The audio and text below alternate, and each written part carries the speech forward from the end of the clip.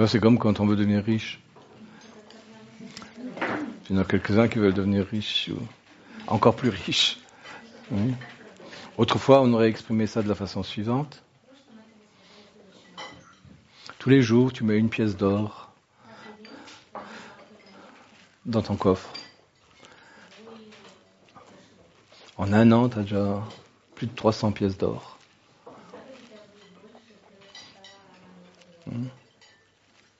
10 ans après, tu en as des milliers.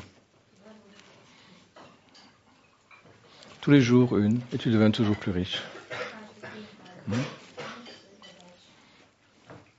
Mais c'est comme ça aussi pour tout ce qu'on répète intérieurement et tout ce qu'on fait extérieurement. Tout ça, ça devient plus toi-même. Si tu le fais qu'une fois, tu vois, c'est comme si tu écoutes une fois ce que je dis. La plupart du temps, déjà tout à l'heure, dans une heure ou dans une demi-heure, tu auras oublié. Ou demain. Tandis que si nous répétons les choses tous les jours, et tous les jours, nous finissons par l'intégrer. D'abord au niveau de, pour certains, les intellectuels, au niveau de la connaissance, les émotionnels au niveau du cœur. Et tous les jours, nous le répétons et un peu plus. Et ça devient une partie vraiment de ton centre intellectuel et de ton centre émotionnel. Et il ne reste plus qu'une seule chose à faire, tous les jours, pour compenser ton karma passé et préparer le futur.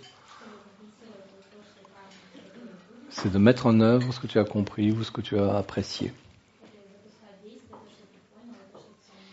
Mais c'est la répétition qui est la clé.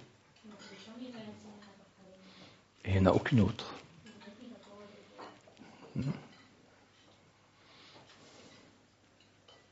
Il faut structurer correctement sa journée et sa vie.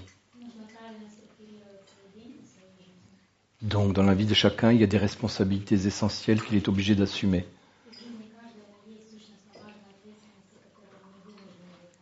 Son travail professionnel, par exemple.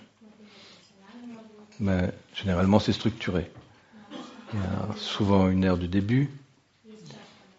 Et pour les pauvres gens, une heure de fin. Une heure de fin. Pour les pauvres gens. Les pauvres... Qu'est-ce qu'il a dit ? Non, la fin de le travail professionnel. Il y a une heure de début de la journée. Pour tout le monde.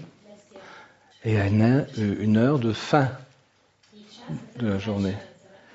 Mais l'heure de la fin, c'est que pour les pauvres gens. Oh, pour les gens qui ont un travail extrêmement fatigant et qui ont besoin du repos après un certain temps de travail, vraiment besoin. Mais pour la plupart des autres, il ne doit pas y avoir une heure de fin. Il n'y a pas d'heure de fin. Donc on assume les responsabilités professionnelles. Et ensuite on regarde qu'est-ce qu'on a comme autre responsabilité. Si on a une fille ou un fils, on sait qu'il y a un temps imparti à la relation. Avec les adultes, ça se réduit notablement. En tout cas, on s'occupe bien de sa famille. Et elle prend un certain temps. Après, si on a encore des lubies, une activité de loisir particulière, des gens qui jouent à la pétanque ou aux échecs. Bon, il y a un temps imparti pour ça. Et on sait à peu près de combien de temps on a besoin pour ses loisirs, et pour son travail, et pour ses relations.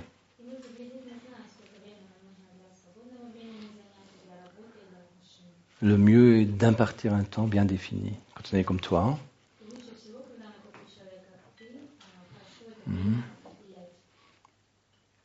Et s'il reste du temps, on le consacre à étudier ou à s'engager dans des œuvres qui sont bonnes pour les autres.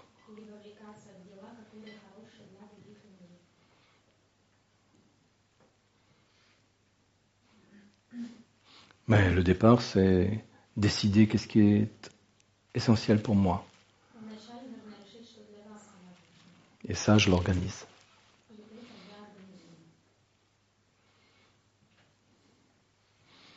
Et s'il reste encore du temps, je me repose un peu plus.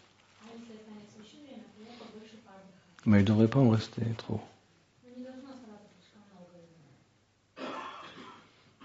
Et tant que tu n'organises pas ton temps, tu vas avoir le temps de reporter au lendemain. Mais mieux ton temps est organisé, moins tu reportes au lendemain. Et plus tu fais de choses. L'organisation permet de faire plus de choses. Pas moins. Quand on a la maladie que tu as.